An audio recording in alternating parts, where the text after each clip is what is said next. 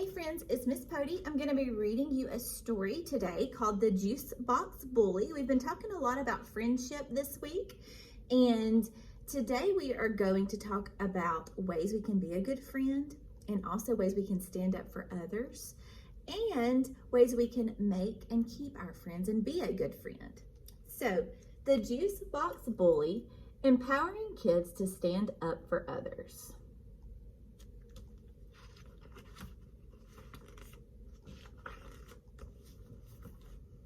As Pete stood in front of his new class, Mr. Peltzer announced, "Let's welcome Pete to our team. Pete, you will be sitting behind Ralph."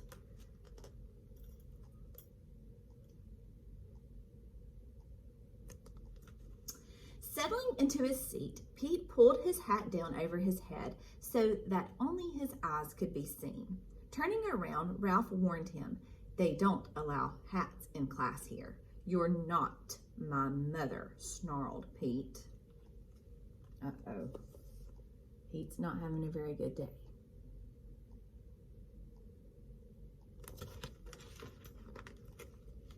After giving an assignment, Mr. Peltzer walked around the class and quietly asked Pete to remove his hat. Once he walked away, Pete poked Ralph. "Thanks a lot," he growled.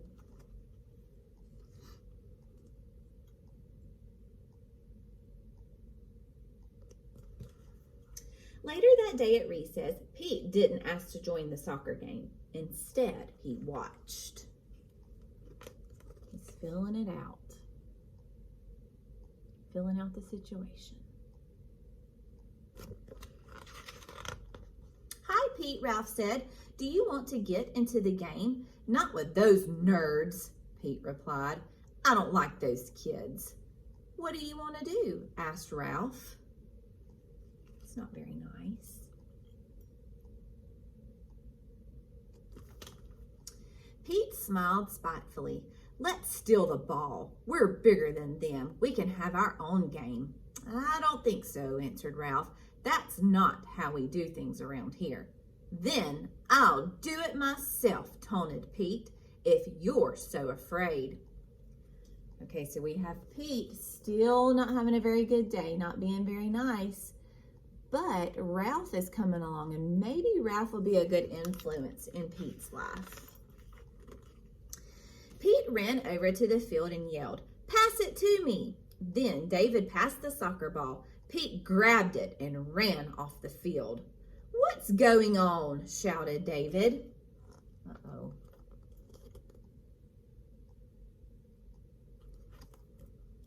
Pete didn't answer.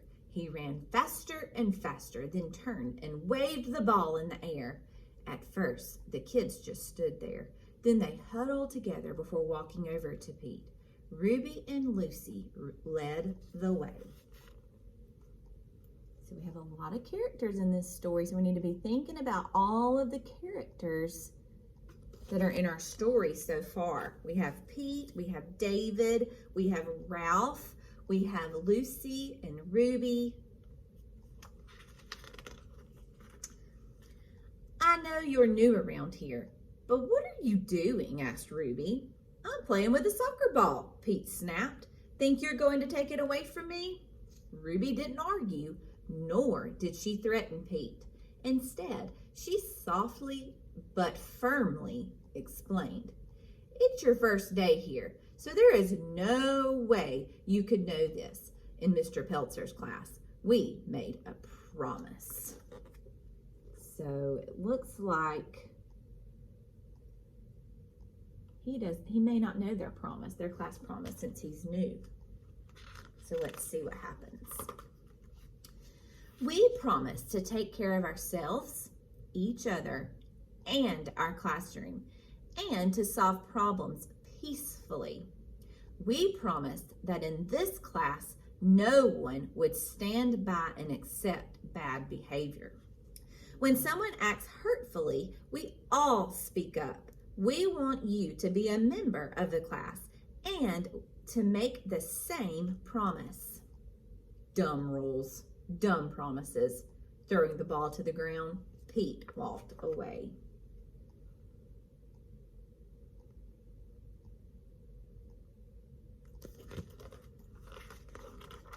The next day, Pete ate alone. When he finished lunch, the kids raced out of the lunchroom while Pete trailed behind. Ruby ran up to Pete and asked, "Do you want to play soccer today?" "I don't play with nerds." "Okie dokie," Ruby replied. "Hey, Ruby," Pete called after her. Ruby stopped and turned. "Nice shirt," Pete complimented. Then, what do you think's going to happen? He squirted his juice box right at her. Look at him, he's squirting it on her shirt. It's not very nice. "You are so mean," she shrieked at him. "I'll tell everyone how mean you are. You won't have any friends here." By now, Ralph, David, and some others had come up to them. "Ruby, I won't let you do that," Ralph said clearly. "Remember our promise?" "I don't want to remember the promise. Look what he did. We'll ignore him forever until he leaves this school and goes back to his old school," Ruby demanded. Okay, so now Ruby's kind of not being very nice either. Of course, Pete wasn't very nice to her, but being mean back, is that the right answer? Let's see. Ralph walked between Ruby and Pete. "We're not going to do this, Ruby. I know you're angry. You can tell Mr. Peltzer if you want, but we're not going to let you treat Pete like this. And we won't put up with this bad behavior either." So bad behavior, when you act bad in return, is not always the best answer. Ruby stomped away, leaving Pete and Ralph behind. "No one's ever done that before," Pete said. "Why did you stand up for me?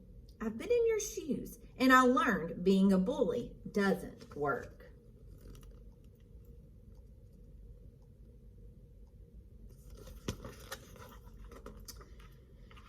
"And I'm not a bystander, Ralph said.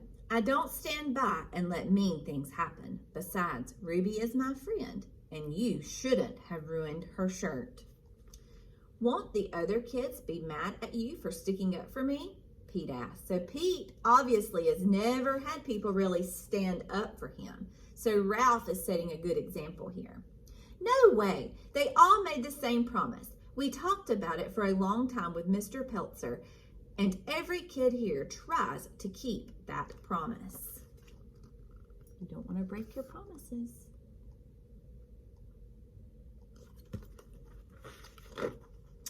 "At my old school, I got picked on all the time," Pete said. "Everybody just let it happen. So I started to tease kids before they could be mean to me."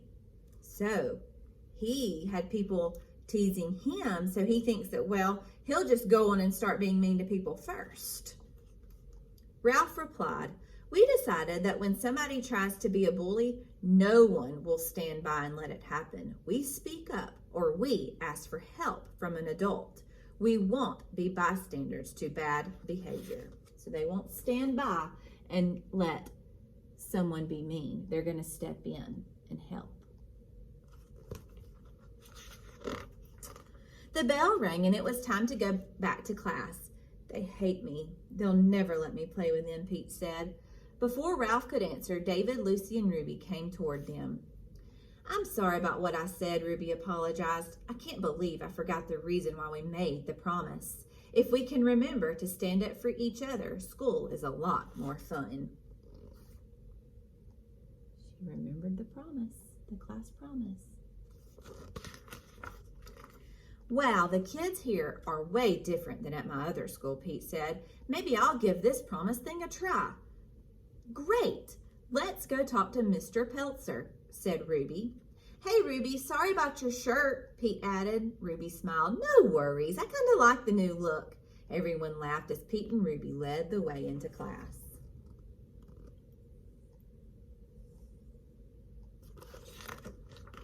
The end. Okay, so let's go over some things that make a good friend or can build good friendships. So we have this right here. And we have made a list.